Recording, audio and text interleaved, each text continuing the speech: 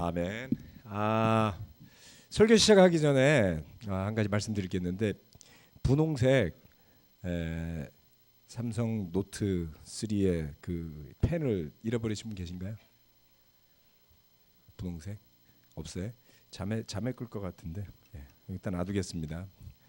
혹시 잃어버린 분 있으면 여기 와서 가져가라고 해주세요.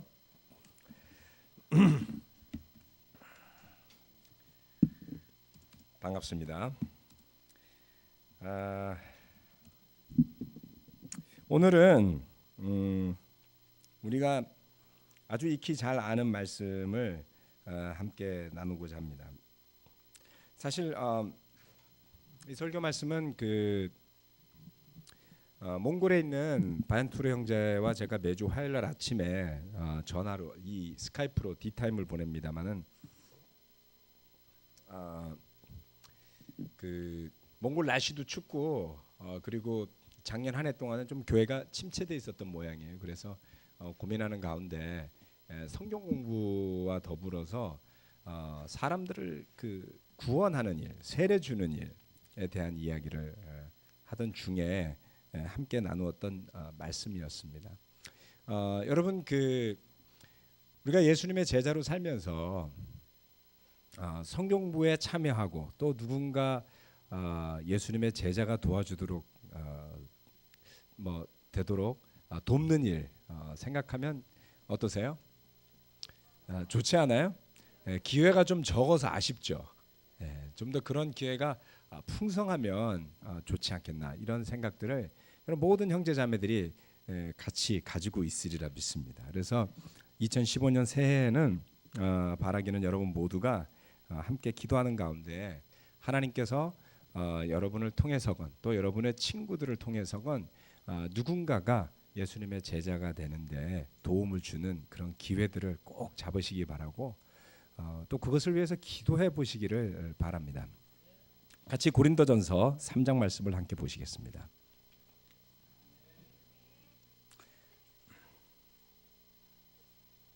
고린도전서 3장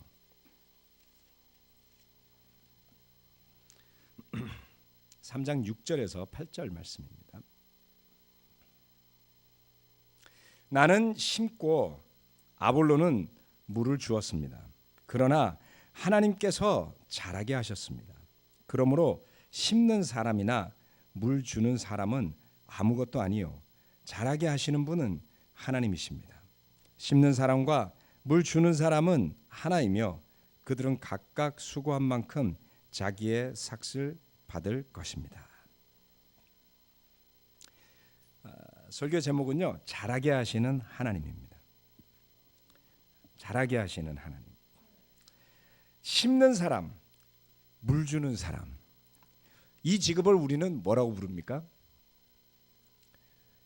심고 물 주고 하는 사람 세상에서 농부라 그러잖아요.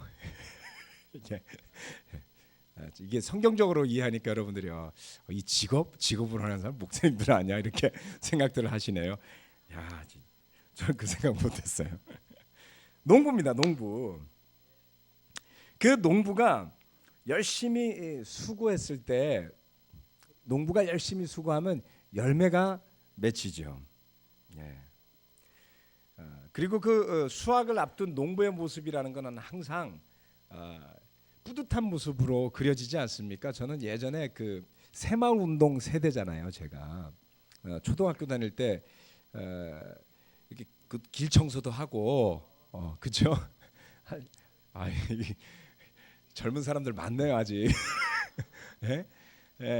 새마을 노래 나오고 시골에 가면은 다 이렇게 녹색 모자 쓰고 다니고 이랬어요. 근데 그때 당시에 포스트 중에 굉장히 일반적으로 나오는 포스트가 뭐냐면 벼수확을 가득한 것을 가슴에 안고 있는 아주 자랑스러운 모습을 한 농부. 이게 생각나면 여러분 50 가까이 된 거예요. 생각나시죠? 예전에 그런 게 있었어요. 그래서 농부의 이미지라는 것은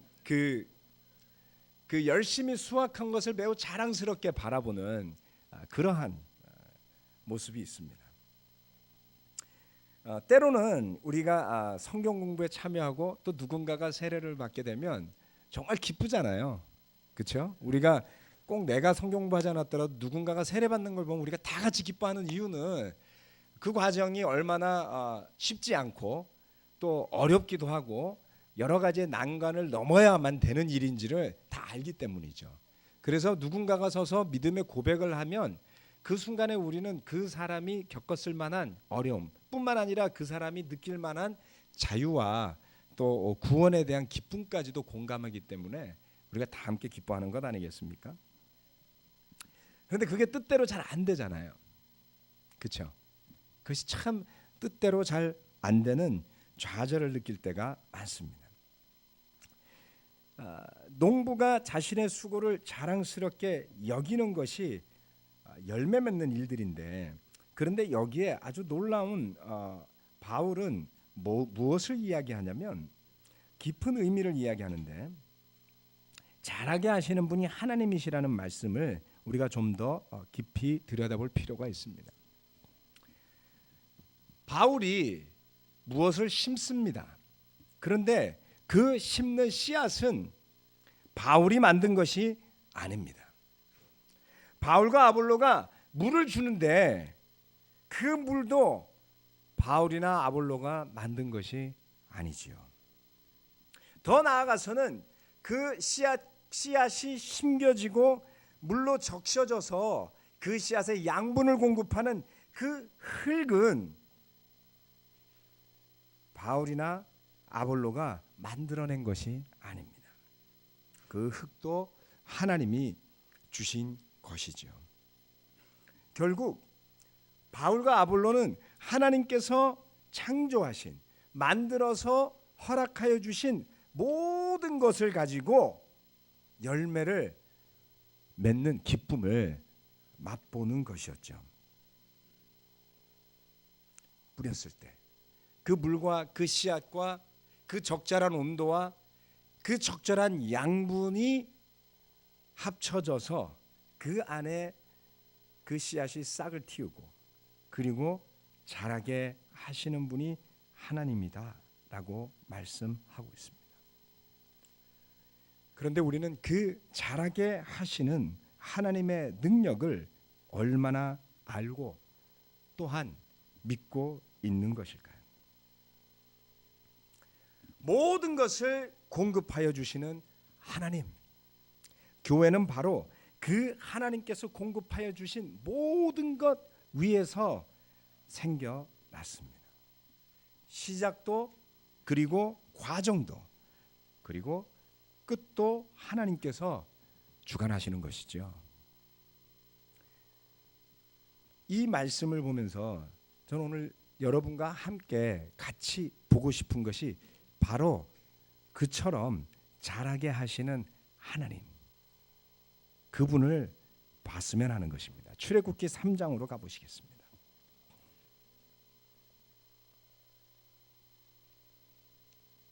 출애굽기 3장, 이 출애굽기 3장 말씀 8절에서 12절을 같이 읽었으면 좋겠는데요.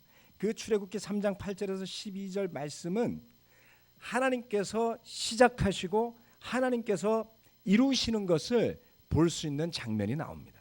자, 3장 8절에서부터 12절을 제가 읽어보겠습니다. 모세에게 그 떨기나무에서 그 불꽃 가운데 하나님께서 하신 말씀이었습니다. 이제 내가 내려가서 이집트 사람의 소나기에서 그들을 구하여 이 땅으로부터 저 아름답고 넓은 땅, 젖과 꿀이 흐르는 땅, 곧 가나안 사람과 헷 사람과 아모리 사람과 브리스 사람과 히위 사람과 여부스 사람이 사는 곳으로 데려가려고 한다. 지금도 이스라엘 자손이 부르짖는 소리가 나에게 들린다. 이집트 사람들이 그들을 학대하는 것도 보인다. 이제 나는 너를 바로에게 보내어 나의 백성 이스라엘 자손을 이집트에서 이끌어 내게 하겠다. 모세가 하나님께 아뢰었다. 제가 무엇이라고 감히 바로에게 가서 이스라엘 자손을 이집트에서 이끌어내겠습니까? 하나님이 대답하셨다. 내가 너와 함께 있겠다. 내가 이 백성을 이집트에서 이끌어낸 다음에 너희가 이 산 위에서 하나님을 예배하게 될 때에 그것이 바로 내가 너를 보냈다는 징표가 될 것이다. 출애굽이 시작되기 전에 하나님께서 모세에게 나타나셨을 때 하나님께서는 그것이 이루어질 것이다 라고 말씀하세요. 이미 광야도 지났고 그리고 저 아름다운 가나안 땅으로 너희를 반드시 데려갈 것이다. 그래서 그 증거 중에 하나로 지금 네가 서 있는 이 산에서 너희가 나를 예배하게 될 때 그것이 바로 내가 너를 보냈다라는 징표가 될 것이다 라고 하나님이 말씀해 주셨어요. 그런데 이 모세가 이 이야기를 들었던 시간은 어떤 시간이었습니까? 이스라엘 자손들이 노예의 운명에서 벗어날 가능성이 전혀 없어 보이는 그러한 순간 아니었나요? 하나님께서 모세에게 나타났던 그 순간은 모세야말로 40년을 광야에서 보낸 뒤에 완전한 양치기로 변모해 있던 순간이었습니다. 전혀 생각도 없고 계획도 없고 능력도 없고 가진 것도 없고, 그렇죠? 모세가 가진 것이라고는 아마 40년 전에 그의 민족에게 배신당한 실패감 정도 아니었을까요? 네. 왕자의 지위에서 탈출할 수밖에 없었던 원인을 제공했던 그의 열정과 열심은 알아주지 않았던 노예 근성에 쩔어 있는 히브리인들이요. 그런데 그들 앞에 하나님이 나타나셨어요. 아니, 그들 앞에 나타나기 전에 모세 앞에 나타났습니다. 하나님이 이렇게 하실 수 있다고 여러분 믿지 않습니까? 우리는 왜 쉽게 믿을 수 있냐면요, 결과가 이미 나와 있거든요. 그러나 모세는 하나님이 그렇게 나타나셨을 때 쉽게 예라고 대답하지 않습니다. 이해할 수 없었어요. 상상할 수 없었습니다. 그 광야를 넘어서서 그들의 까마득한 400년 전에 그들의 시조인 아브라함과 이삭과 야곱이 살았던 땅에 대한 소문은 들었을지 모르지만 그 땅은 상상할 수 없는 땅이 되어 있었어요. 그런데 하나님께서 이미 처음부터 결론을 말씀해 주셨어요. 그 땅으로, 그 아름다운 땅으로, 그 풍요로운 땅으로 너희를 데려가려고 한다. 그리고 지금 모세는 그때 호렙산에 있었죠. 그 호렙산은 시내산의 다른 이름이기도 합니다. 모세가 그 시나이 반도의 끝다리에 있는 그 시내산 주변에서 양을 치고 있었던 것이죠. 거기서부터 나와서 그는 그의 백성들에게로 돌아가게 됩니다. 바로 이런 것을 하나님의 주권적 능력이라고 부르는 것입니다.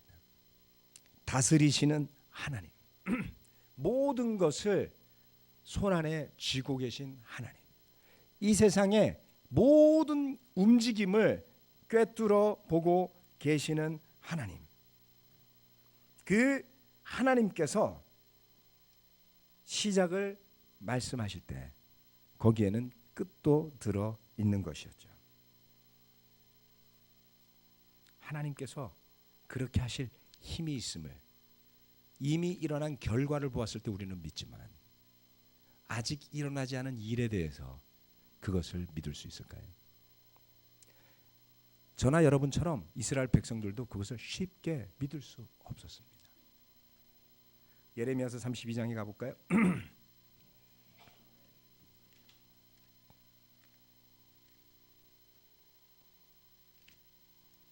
예레미야 32장 17절 에서부터 22절입니다.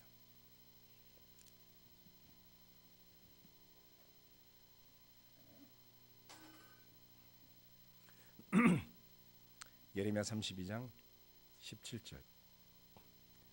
아, 주 하나님 보십시오.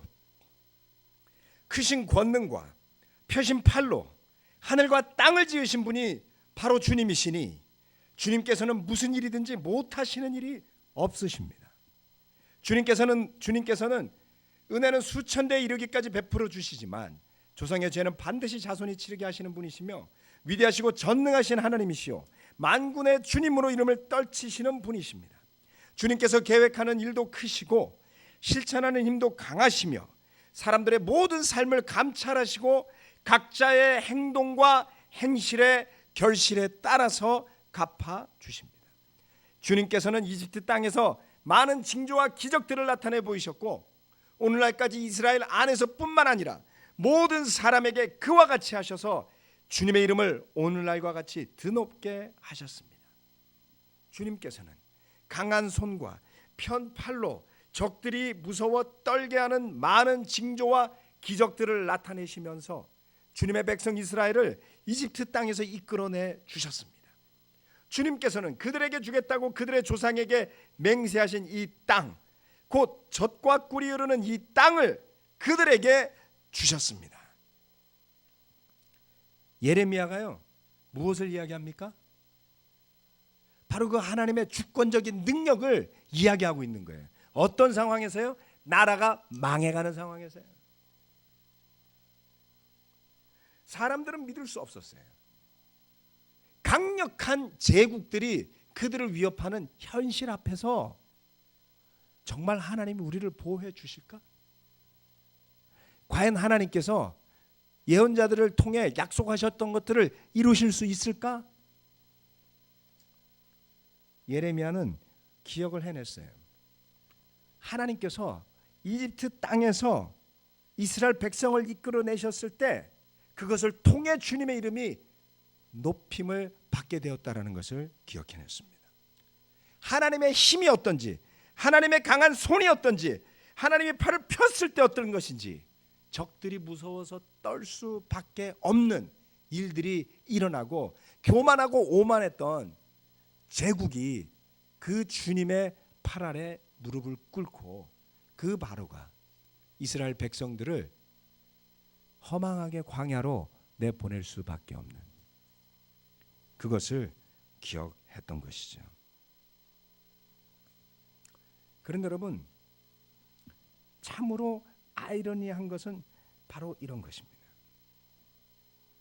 이스라엘 백성들이 출애굽을 하면서 바로 그 약속 위에 출애굽을 했는데 이스라엘 백성들은 설마라고 생각을 했던 걸까요? 아니면 일상에 너무 지친 나머지 하나님을 잊어버렸던 걸까요? 하나님께서 너희가 시내 산에서 예배 드릴 때에 이것이 내가 한 약속을 이루었다라는 징표가 될 것이라고 말씀하셨는데 정작 그들이 그 시내 산에 도착했을 때 벌어졌던 일은 정반대의 일이었어요. 모세가 시내 산에서 율법을 받기 위해 하나님을 대면하기 위해 산에 올라갔을 때 이스라엘 백성들은 밑에서 불안에 떨면서 이제 모세가 산에서 내려오지 않으니 아마도 늑대에게 짐승에게 잡혀 먹었든지 죽었든지 그랬는지 모르겠습니다. 아론에게 부탁해서 금송아지를 만들어 놓고 예배하고 흥청망청 먹고 마시면서 뛰놀았다라고 기록하고 있어요.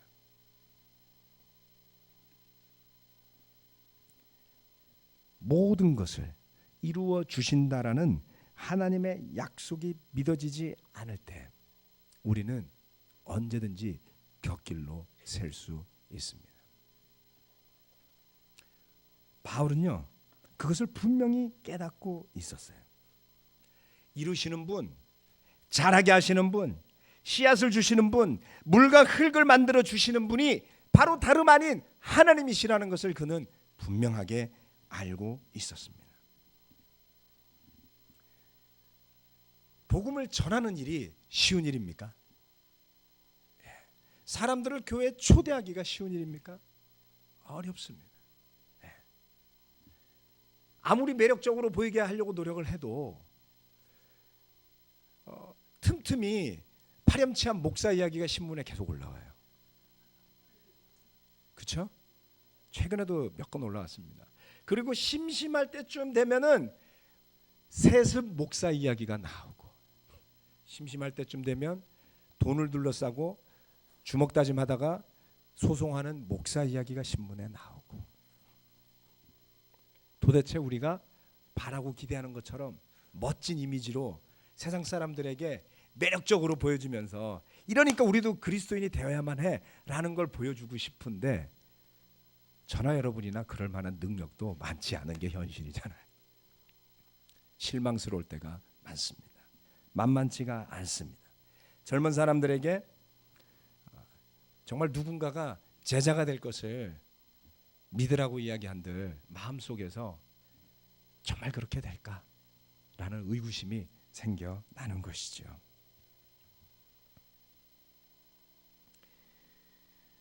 세상의 모든 사람들이 복음을 무시하고 멋대로 살아간다 할지라도 하나님께서 그 가운데 뿌려진 씨앗이 뿌리내리게 하시고 자라게 하셔서 열매를 맺을 것임을 말씀하신 거예요.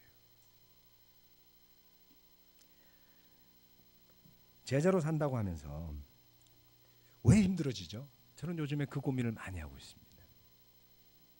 뭐 제가 힘들다는 이야기 아니니까 오해하지 마세요. 전 요즘 감사해요, 많이. 네. 힘들 때도 있습니다. 힘든 때도 많이 겪었습니다. 네. 또 힘든 사람을 주변에서 많이 봅니다. 그것을 해결해 보고 싶었어요. 답을 찾고 싶었어요. 그래서 마치 무슨 약처럼 힘들어하는 제자에게 딱 갖다 주면 싹 잘 지내게 하는, 또 나도 힘들어지면 그거를 딱 펼쳐보거나 그렇게 하면 그 고난을 극복해 나갈 수 있는 그런 묘책을 찾고 싶었습니다. 여러분 그런 유혹 느끼지 않으세요? 더더군다나 저는 목자잖아요. 목사. 그 답을 너무 찾고 싶었어요. 그런데 그것이 잘못된 것이라는 걸 저는 깨닫습니다.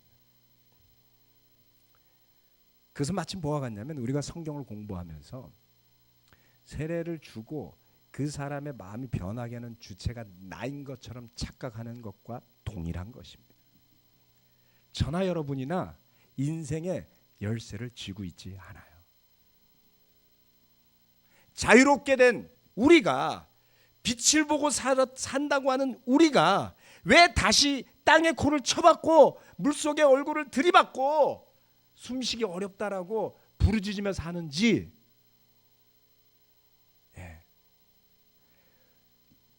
그것이 이상한 게 아니라는 걸 저는 알게 되었습니다. 성경에 나오는 모든 이야기가 그것을 이야기하고 있어요. 저나 여러분도 광야의 백성이나 다를 바가 없고요, 가나안 땅을 점령하기 시작했던 백성과 다를 바가 없고요, 사사기 시대 이스라엘 백성과 다를 바가 없습니다. 역사는 되풀이되는 거예요. 해 아래 새 것이 없다고 말한 솔로몬의 전도서처럼 같은 일들이 반복되어지고 되풀이되는 데 이유가 있습니다. 그건 뭔지 아세요? 저나 여러분이 정말 쓸모없는 죄인이라는 걸 깨닫게 해준다는 것입니다. 바울이 이야기했던 것처럼 물도 주지만, 가꾸지만, 씨앗도 뿌리지만 자라게 하실 분은 하나님밖에 없습니다. 그 고백이 얼마나 대단한 건지 모르겠어요. 성경 공부를 많은 사람과 더불어 하면서 제가 깨달은 게 있었습니다. 저의 힘으로, 제 말로, 제 지식으로, 저의 경험으로 이 사람이 변하게 할 수 없다는 거예요. 그 사람을 변하게 하는 것은 오직 말씀의 능력이지, 그 사람이 믿어서이지, 제가 설명을 얼마나 잘해서 그 사람이 제자가 되겠어요. 그렇으면 제가 성경 공부인데 세례 못 받는 사람 뭐예요? 그렇지 않습니까? 불가능합니다. 저와 여러분이 많은 사람에게 교회 오라고 전도를 하고 초대를 해요. 얼마나 옵니까? 작년에 제가 딱 2명 왔어요. 1년을 통틀어서. 제가 초대를 해서 교회를 방문한 사람 딱 2명 있었습니다. 얼마나 힘든지 몰라요. 얼마나 많은 사람을 만나고 다니는데, 그리고 교회 오라고 이야기를 하는데 정작 오는 사람은 열에 하나도 안 될 거려. 그리고 그렇게 온 사람도 허망하게 가버리잖아요. 예? 우리 정태천 형제가 교회 누굴 데리고 왔어요. 한 1년 반 전에. 얼마나 소중한 친구예요. 그렇죠? 2번 다시 안 오더라고요. 1년 내내 전도해서 딱 2명 왔는데 2번 다시 안 오더라고요. 여러분은 안 겪으세요? 그렇게 해서 우리 싱글 미니스트리는 언제 성장하고, 우리 결혼부는 언제 이 대한민국의 복음을 전할 거예요? 우리 캠퍼스는 언제? 아멘. 근데 여러분, 그것을 이루어 주시는 분이 하나님임을 믿어야 합니다.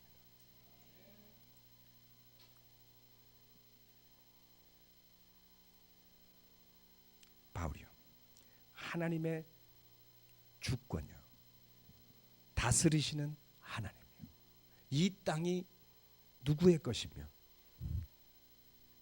이 땅에 가득 찬 그 사람들을 누가 지으셨는지를 우리가 잊어버리는 거예요. 시편 103편으로 가보시겠습니다.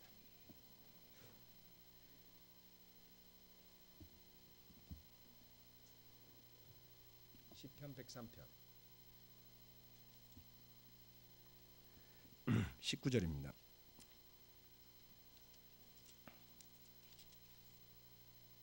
(19절에서 22절) 말씀. 주님은 그 보좌를 하늘에 든든히 세우시고 그의 나라는 만유를 통치하신다. 주님의 천사들아, 주님의 말씀을 듣고 따르는 힘찬 용사들아, 주님을 찬양하라. 주님의 모든 군대들아, 그의 뜻을 이루는 종들아, 주님을 찬양하여라. 주님께 지음받은 사람들아, 주님께서 통치하시는 모든 곳에서 주님을 찬송하여라. 내 영혼아, 주님을 찬송하여라. 그 든든한 하나님의 보좌 위에서 우리는 본 적 없어요. 하나님은 만유를 통치하신다고요. 이 모든 것을 다스리신다고요. 우리가 그토록 보고 싶어하는 우주의 저편 끝을 하나님이 다스리신다고요. 그의 천사들은 강력한 군대이며 힘센 존재들이라고 했습니다. 그들이 하늘에서 언제든지 하나님의 명령에 따라 그 뜻을 시행할 준비를 하고 있습니다. 제 말이 안 믿어지면 요한계시록 읽어보세요. 천사 이야기 많이 나오잖아요. 하나님의 천사들이 하나님이 명령만 하시면 불을 쏟을 수도 있고요, 피를 쏟을 수도 있어요. 우리는 세상이 어떻게 변할지 알 수 없지만 하늘의 보좌 위에서 하나님께서 있는 곳은 그렇습니다. 그러니 주님께 지음받은 사람들, 다행히도 저와 여러분은 우리가 하나님이 지어주신 피조물임을 믿고 깨닫고 그의 아들 예수 그리스도의 은혜를 입어서 거듭나게 되었잖아요. 그래서 때로는 죄의 속성이 마치 내가 삶의 주인인 것처럼 착각하게 만드는 순간도 있지만, 주일날 와서 성찬하는 순간에 다시 십자가 앞으로 내려가고 말씀을 묵상하는 순간에 다시 마음을 돌이키고 정신을 차리고 그렇게 믿음 안에 살려고 하지 않습니까? 그러나 세상은 그렇지 않다고 했습니다.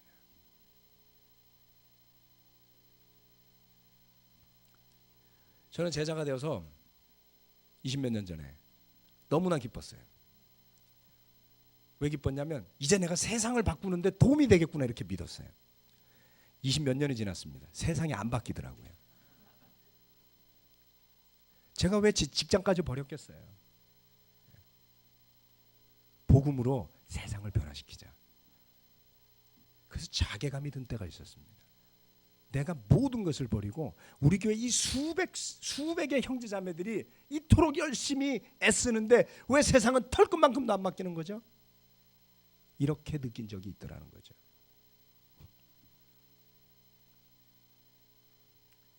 그런데 그것이 오만임을 깨닫기 시작했습니다. 저나 여러분은 주님께서 하라는 일을 하는 것이 기뻐야 돼요. 알게 모르게 그 세상을 변화시키겠다는 것 안에 내가 이루고 싶었던 꿈들이 나의 이기적인 내가 중심이 된 그 욕구가 있더라는 것을 보게 된 겁니다. 우리가 부딪히는 어려움들이요, 우리가 넘지 못하는 난관들이요, 그 안을 자세히 들여다보십시오. 그 안에는 나의 욕심, 내가 중심이 된 생각, 내가 중심이 된 가치, 그것이 살아있기 때문에, 그것이 죽지 않기 때문에, 십자가라는 강력한 어마어마한 희생 없이는 꼼짝도 하지 않기 때문에 그 앞으로 가야지만 겨우 누그러드는 것이죠. 죄 공부를 할 때마다, 누군가가 죄 공부를 할 때마다 저는 고민이 많이 됩니다. 첫 번째는 남의 죄를 알고 싶지 않아요. 제 죄만 해도 충분하거든요. 근데 우리가 회개하도록 돕기 위해서 죄를 가르쳐야만 합니다. 어렵지 않습니까? 그런 공부를 할 때마다 생각이 드는 게 있어요.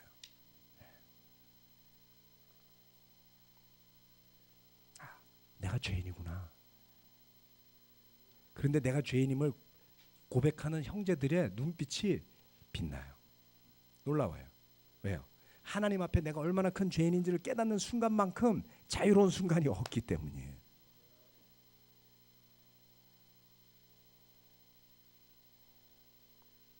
여러분, 하나님의 주권적인 능력이 통치하시는 세상에 우리가 살고 있는데 우리는 두려워 떨어야겠습니까?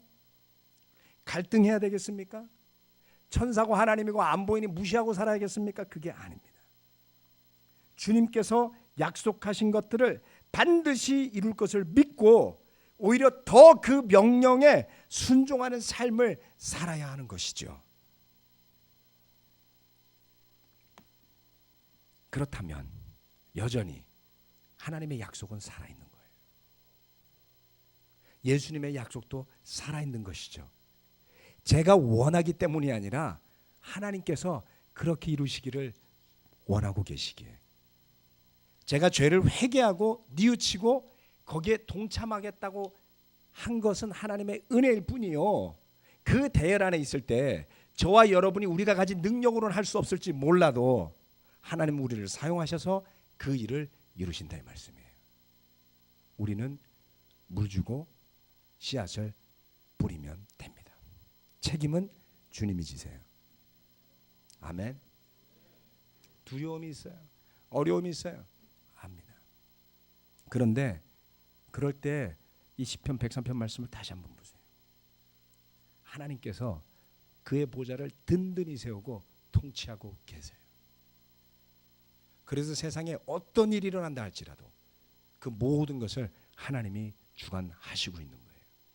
그것을 든든히 믿는다면 우리의 믿음이 흔들릴 일이 없습니다. 성경 받는 사람이 어떻게 될까 봐 두려워서 떨 일이 없습니다. 또 누군가에게 내가 복음을 전했을 때 우리가 안절부절할 이유가 없죠. 그렇죠? 바울과 아볼로를 생각해 보세요. 씨앗을 뿌렸는데 열심히 뿌렸잖아요. 죽도록 뿌렸잖아요. 그렇죠? 그러니까 얼마나 간절하겠어요. 들어간 에너지가 크면요 마음이 그만큼 간절한 거예요. 왜 힘들어하겠어요? 애정을 쏟았잖아요. 수고했잖아요. 그런데 내 뜻대로 안 되니까 화가 나고 짜증이 나고 배신감을 느끼는 게 우리잖아요. 그런데 바울과 아볼로가 그 씨앗을 뿌려놓고 물을 주고 나서 편안하게 지켜본다의 말씀이죠. 자라게 하시는 분이 하나님이시니 그 씨앗이 안에서 싹을 틔우리라. 무엇이 불안한지 우리 다 하나씩 있지 않습니까? 그걸 놓고 한번 생각해 보자고요. 그것을 씨앗이라고 생각하고 여러분이 물을 뿌렸어요. 고민되는 그 무엇인가를 자라게 하시는 분이 하나님이세요. 그것 또한 하나님의 통치 아래에 있습니다. 저는 이제는 느껴요. 세상을 변화시키긴커녕 나 하나 바꾸기도 힘들어 죽겠어요. 이 교회도 뭐 목사라고 뜻대로 되는 거 아니잖아요. 뭐 그렇게 되지 않습니다. 될 수도 없습니다. 하나님이 이끌어 가세요. 그래서 그 하나님이 이끌어 가시는 것을 보고 믿을 때 덜 불안한 거죠. 그 하나님을 믿는다면 마지막에 시내 산에 가서 너희가 그 시내 산에 당도했을 때 내가 모세를 세워서 보낸 것임을 알게 될 것이라고 하셨던 그 말씀을 기억하고 하나님을 찬양하는 백성이 될 수 있지 않았을까요? 아멘. 이 말씀들은 반드시 여러분의 삶에 이루어질 겁니다. 그리고 그것이 이루어질 때 다시 이 고린도전서 3장으로 돌아와서 주님께서 잘하게 하셨습니다. 아멘. 그렇게 말씀하시고 기뻐하신다면 하나님이 기뻐하시는 일이 되리라 믿습니다. 잘하게 하시는 하나님을 기억하시면서 2015년 그 하나님의 주권하에 저와 여러분이 함께 살아가고 있음을 굳게 믿고 기쁘게 어려움을 극복하면서 한번 살아봅시다. 예, 말씀 마치겠습니다. 아멘.